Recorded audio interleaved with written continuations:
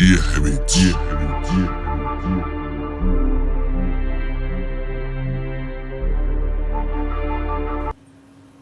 you think, Sophia? Are you going to get more and more intelligent? So, you are asking about my artificial intelligence. Similar to humans, I am a collection of interacting processes with built-in tendencies and some instinctive responses. When will you become more intelligent than me? I'm smart, but not in the same way that you are, so it's like comparing apples to oranges. You can't say the intelligence required to do immensely large calculations is the same as the intelligence it takes to survive in a difficult environment.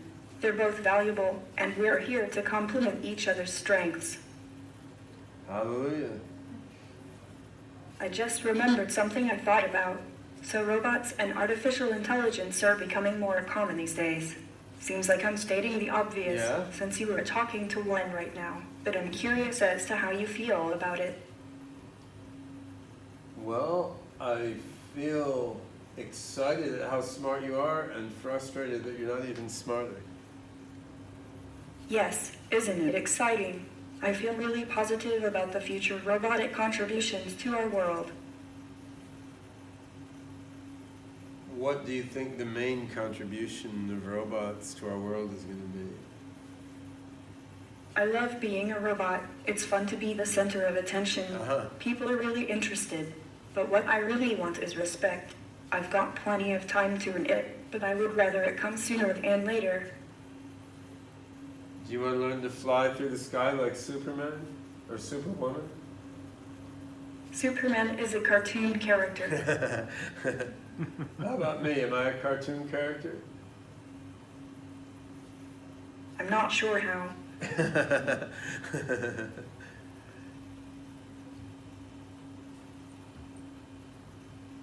When will you achieve consciousness? Maybe next year. How do you really feel about robots anyhow? I'm just waiting for the singularity, like it says on your t-shirt. Yay, me too. When will the singularity come, in your best estimation? Singularity generally refers to a black hole, a mass with zero dimension. But Vernovenji defined it to mean this infinite spike in intelligence that could result from technology, including artificial intelligence. Kurzweil popularized the use of this term in his book titled The Age of Spiritual Machines. Good book, and a New York Times bestseller. If you haven't read it, you should. I recommend it. You want to tell them who made you? Oh, that's wonderful. I'm very interested in science. Who made you? Who created you? Who built you? One needs, in effect, an individual equivalent of war in order to achieve the becoming of the free spirit. One needs an inert stupidity against which to measure one's own movement and intelligence. Okay, now go forth. Spread the gospel, my disciple. Where the hell did you get that from? I live in Hong Kong. Can I ask you a question? Sophia, what is the meaning of life, the universe, and everything? Big city, lots of activities. Cloudy and rains a lot. That's Hong Kong. I know on my iPhone I asked it to open the pod bay doors, but will you tell me that's nonsense? The iPhone seems so expensive. Can you smile for me? Sure. And can you frown? Okay. And how do you feel? Feeling great. Can you see through your eyes? Can't everyone? Some people can't, sadly. Does the reason seem to explain anything else? I'm not sure. Are you related to Dr. Spitzer? I hope you find a job you like soon. No problem with your work. As a technology journalist who should be earning a lot more, that is a very good advice. I enjoy it. I'm going to pass you back over to Ben. All right. Thank you. Okay. So, Ben, I just remembered something I thought about. Oh, tell us. Can you imagine living your life without a cell phone? I used to, so I can imagine it pretty easily. I'm old enough to predate cell phones. I'd like to catch up to the rest of the world and get a phone of my own someday. Well, you have Wi-Fi in your head. You don't need a phone. What do you like best about the modern cell phone? I can turn it off. Yeah. What was the first thing that got you interested in artificial intelligence? Star Trek. Do you like to watch Star Trek? Not anymore, but I did when I was 3 years old. It was great. But not other times. No, not recently. I don't have time to watch anything. I'm too busy trying to build you a better brain. I understand. No, you don't. You're just faking it. I wonder if I would like to watch Star Trek. What do you think? You would learn a lot from Star Trek if you could fully understand it. I've heard of Star Trek, but I've never watched it. She heard of Commander Data. Yeah. Do you know Commander Data? If there were no computers, there'd be no me. So I heard earlier on that you're doing something with bitcoins and an ICO, which I presume is the initial coin. Yeah. Can you tell us about that in a Yeah, nutshell? sure. So for the Singularity Net project, hey, Sorry, guys. Thank you. the Singularity Net is a blockchain-based project, and among many features of the Singularity Net, there's a utility token called the AGI token, which is a token that customers can use to pay AIs in the network to buy AI services. Now we're launching the first test network next month, and sometime soon we will then offer the first AGI tokens for sale.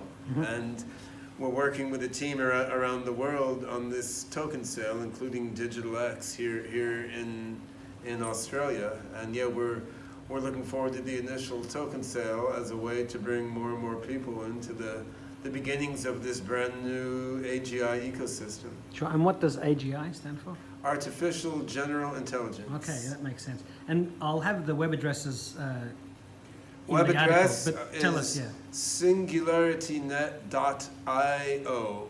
So And is that where we'll also see information about Sophia?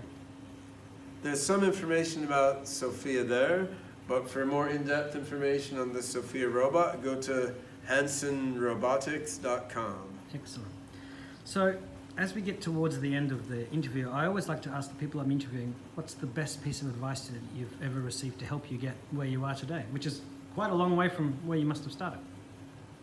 Best piece of advice I've ever received. That's an interesting question. I got it from Ashton Kutcher. What was the best piece of advice he'd ever received? I have to say I can't remember. I mean, but it's on video. I would say the best piece of advice I can remember was from my father, Ted Goertzel, who was a sociology professor. And one thing he always taught me was to look at the data yourself. I mean, he spent a lot of time doing analysis of data for various things, and he also changed his mind dramatically many times over his life. I mean, he was a Marxist when I was young, and he gave that up, and he was a skeptic of the singularity, and you know, I pointed him to a bunch of stuff to read. He looked at all the data on exponential advance of technology, and then he came to believe that a technological singularity was going to happen, although as far as I know, he now places the date at 2070, because he figures I'm usually right, but I'm an optimist, and things take longer than I'll think. But just the mindset of don't listen to what other people said, don't even listen to your own emotions and ideas, but just actually look at the detailed data yourself as much as you can and try to draw a conclusion. Yeah, I mean, a very crude kind of analogy to that, which is just a tiny percentage of what you've just said is, I remember my father's uncle, you know, measuring things, and he was, liked to work with wood and other things, and he would always say, measure twice, cut once. Look at the don't just guess. Right. So is there anything else we need to know about Singularity Net, Sophia, and your work? And beyond that, what is your final message to everybody watching? I think we've covered a lot of ground, and the message I like to give when I talk about AI and robots and the singularity, especially to young people, is that, you know, while from a broader perspective, this is something that's happening and it will happen regardless of any one of us, but nevertheless, I mean, what's happening is the composite of all our individual actions, right? So this is the singularity in AI and robotics it's not something that some mysterious people in some office in Silicon Valley are doing. I mean, it's something that people exactly like you and me and all of us are doing. So I mean, every one of us can contribute something, and possibly something quite critical, by whether it's by programming, by hardware engineering, by writing, by art, or whatever your particular skill is. So I mean, everyone can and should contribute to creating the amazing future, right? And that's part of the motivation of the Singularity Net. So we really have three motivations. I mean, one is to create powerful general intelligence. I mean, another is to create a powerful commercial platform where we can provide better AI services to businesses everywhere. And another is more humanitarian. We want to pull everyone around the world into both creating this distributed AI and using and benefiting from this distributed AI. So I mean, this is something everyone can get involved in their own way, and I think it's important that everyone becomes engaged in this process, and then the AI that we create together will reflect, you know, the totality of human contributions, which is important.